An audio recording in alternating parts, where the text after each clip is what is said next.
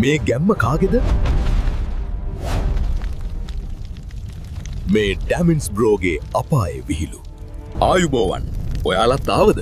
බය වෙන්න එපා. මේක අපාය වුණාට මෙහි හරි විහිළු තහළු වැඩයි වෙන්නේ. එන්න බලන්න අපායේ විහිළු. නම මොකක්ද? මොකක්ද මෙහෙට එන්න කරපු ලොකුම පව? අනේ සර්, මම අනුන්ගේ YouTube වීඩියෝ බලලා ඒවට ලයික් එකක්වත් දැම්මේ නෑ. මොකද තමුසට පිච්චෙන්නේ නැද්ද? මේක ලෝකුම්බු නිරය. පිස්සුද සර්? මේ රස්නේ ලංකාවේ බස් එක යනවා වගේ තමයි. මට දැන් මේවා පුරුදුයි. ගියුස්, ඔන්න අද මං ඉන්නේ අපායේ. ලයික් එකක් දාගෙන යන්න, කටු ඉඹුලේ හැටි බලන්නකෝ. මුන්ට නම් ගහලත් වැඩක් නෑ. මූ මෙතනත් කොන්ටෙන්ට් හදනවා. සර්, අන්න අලුත් කෙනෙක් ඇවිත් මම ගිහින් දඬුවම් කරන්නද? එපා. ඔය මනුස්සයා ළඟට යන්න එපා. මූ ආවොත් අපායත් විකුණලා කයි. අපි මාරුවෙමු. දැන් තමුසට මෙතන කරන්ට් එක වද්දනවා. ලෑස්ති වෙයන්. Shock sir.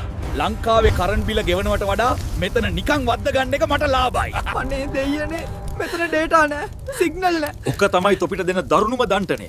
දැන් ඉතින් ෆෝන් එක දිහා බලාගෙනම හිටපල්ලා. දැන් මිනිස්සු අපායට එන්නත් බය නෑනේ. මට දැන් මේ රස්සාව එපා වෙලා තියෙන්නේ.